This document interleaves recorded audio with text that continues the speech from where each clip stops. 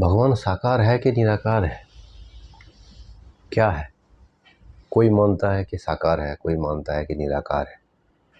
जो मानता है कि निराकार है, आप उसे मना नहीं सकते हो कि साकार है। साकारवादी जो लोग हैं ना, वो ऐसे लॉजिक देगा कि भगवान तो साकार है, निराकार हो ही नहीं सकता। तो एक्चुअल में क्या है? आप किसे मानते हो कि साकार है कि निराकार है भगवान? कोई पेड़ को भगवान मानता है, कोई सांप को भगवान मानता है। अब देखिएगा, जो अलग अलग जात है ना, उनका भगवान अलग अलग है। कोई सोचता है कि कैलाश पर्वत में भगवान रहता है ना। कोई सोचता है कि मंदिर में ही रहता है और कहीं नहीं रहता। कोई सोचता है कि ऊपर भगवान रहता है, वहाँ चित्रगुप्त नाम का भी एक हिसाब किताब करने वाला है, वो हिसाब किताब करता है सबका। तो ये सबका अलग अलग मान्यता है। आप कुछ भी मानिए, कोई फर्क नहीं पड़ता किसी को, लेकिन एक्चुअल क्या है वो जानना है। एक्चुअल में भगवान साकार है कि निराकार है, ये जो द्वंद्व है ना, ये आया कहाँ से है? पहली बात तो आप ये समझिए कि ये द्वंद्व कैसे आया कि साकार है कि निराकार है। मैं एक एग्जाम्पल दूंगा, उसी एग्जाम्पल से आप समझ जाइएगा कि ये जो साकार निराकार जो द्वंद्व है, ये कहाँ से आया। एक शक्कर का ढेला लीजिए। शक्कर का ढेला, एक साकारवादी लोग है, दूसरी तरफ निराकारवादी लोग हैं, बीच में शक्कर का ढेला। मैं अगर बोलता हूँ जो साकारवादी है, साकार मतलब आकार को ही साकार कहा गया। जो भी आकार है ना, ये सब साकार है। अब निराकार मतलब जो सब में है वो निराकार है। अब दो में डिवाइड किया साकार और निराकारवादी लोग को, बीच में मैं शक्कर रख दिया। अब मैं साकारवादी को बोलता हूँ कि भाई तू अपना शक्कर का ढेला लेके जा, लेकिन निराकार को छोड़ दे। निराकार क्या है? शक्कर का जो मिठास है वो निराकार है, शक्कर का ढेला का जो आकार है वो साकार है। साकारवादी को बोला कि भाई तू अपना साकार लेके जा, लेकिन निराकार को छोड़ दे, मतलब मिठास को छोड़ दे और साकार लेके जा। क्या लेके जा सकता है? कैसे लेके जाएगा? अगर पूरा ढेला लेके गया तो उसके साथ निराकार भी चला जाएगा। अब जो निराकारवादी जो लोग हैं, मैं उनको ये बोलता हूँ कि आप निराकार को लेके जाइए, मतलब शक्कर का ढेला का मिठास लेके जाइए, शक्कर छोड़ दीजिए, ढेला छोड़ दीजिए।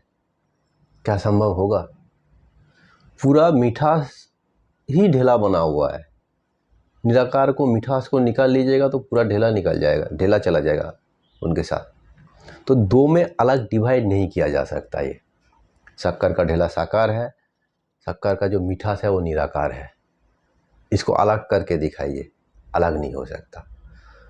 फिर किसी ने साकार को मान लिया, किसी ने निराकार को मान लिया, यही द्वंद्व है। यहीं से द्वंद्व शुरू हुआ। कोई मानता है कि साकार है, कोई मानता है कि निराकार है। शास्त्रों दो में डिवाइड किया, कोई कोई शास्त्रों, हर शास्त्रों में ऐसा नहीं किया। कोई कोई ग्रंथ में दो में डिवाइड किया गया। दो में इसलिए डिवाइड किया गया, जो ज्ञान योगी नहीं है, जिनको शास्त्रों का ज्ञान समझ में आया नहीं है, वो क्या करेगा? उनके लिए भक्ति योग है। भाई भक्ति करो, भक्ति कीजिएगा तो कुछ ना कुछ चाहिए ना, एक आकार चाहिए ना, जिनको लेके आप भक्ति कीजिएगा, जिनके ऊपर सब कुछ छोड़िएगा, जिनको सब कुछ मानिएगा कि यही भगवान है, कुछ आकार चाहिए। अब हाव में तो नहीं होगा ना कि निराकार है कह दिया। अब किसे भक्ति कीजिएगा? तो भक्ति के लिए कुछ चाहिए, तो आकार दिया कि ये भगवान है। अब मैं बताता हूँ कि एक्चुअल में भगवान क्या है, साकार है कि निराकार है। सबसे पहले मैं ये एक चीज़ बताऊंगा कि आपका जो डेफिनेशन है भगवान को लेके, आपका डेफिनेशन कैसा है कि भगवान एक जगह का नाम लेते हो कि वहाँ पैदा हुआ था और वहाँ उनका मौसी का घर है, वहाँ उसके बाजू में उसका मामा का घर है, और जो युद्ध किया था इतना साल में, है ना, उनके पास चित्रगुप्त है, वो सब हिसाब किताब रखता है, कर्मफल देता है। तो आपका डेफिनेशन के हिसाब से मैं बताता हूँ कि ऐसा कोई भगवान नहीं है। आपका डेफिनेशन गलत है। भगवान को लेके जो डेफिनेशन है, जो डेफिनेशन आप जानते हो, वो गलत है। मैं ये डेफिनेशन के बारे में क्यों बता रहा हूँ, क्योंकि डेफिनेशन अगर गलत होगा आपका, फिर आपको समझ में आएगा नहीं कि निराकार है कि साकार है, क्या है एक्चुअल में। इंसान रूपी जिनको आप मानते हो कि ये भगवान है, इंसान रूपी भगवान नहीं हो सकता। इंसान रूपी अवतार है। आप कोई इंसान रूपी कोई किसी को अगर मानते हो तो वो अवतार है। अवतार कौन है? अवतार वो है कि जो अपना ज्ञान, अपना चेतना का स्तर जो है इतना ऊपर लेके गया कि इंसान जो है उनको भगवान मानने लगा, वो अवतार है। अवतार जन्मते हैं, मरते भी है। अवतार सुख दुख के फेरे में रहते हैं। भगवान ये सबसे पार है। तो अगर इंसान रूपी किसी को अगर मानते हो तो वो क्या है? वो अवतार है। क्योंकि मैं जिस भगवान की बात करूंगा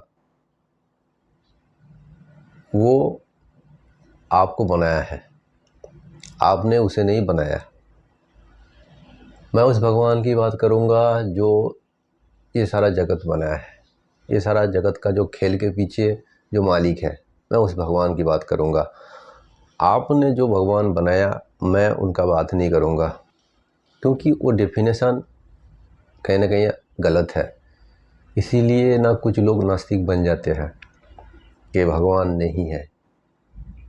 अब उनका डेफिनेशन गलत है तो भगवान कहाँ से मिलेंगे, कहाँ से होंगे भगवान? पहले तो डेफिनेशन ही सही कर लो, तब ना भगवान मिल जाएगा, तब ना पता चलेगा कि भगवान है कि नहीं है।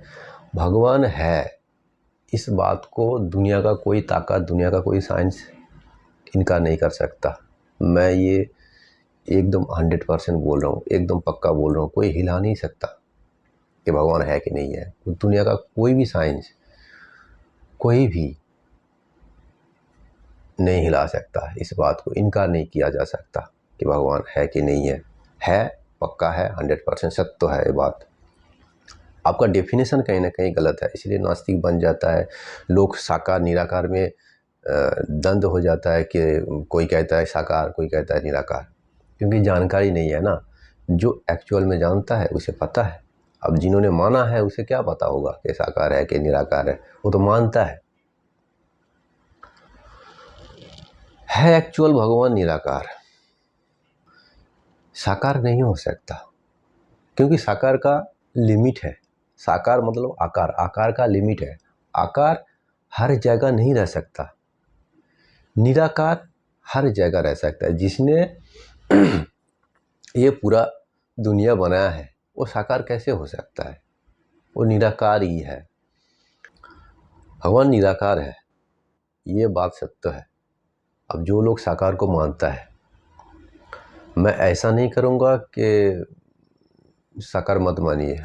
आप अगर जिसमें खुश रहते हो, आप अगर साकार में ही खुश रहते हो तो आप बिल्कुल साकार को मानिए। लेकिन मैं ये बोल रहा हूँ कि जो भी आप मानिए, लेकिन एक्चुअल रूप निराकार है।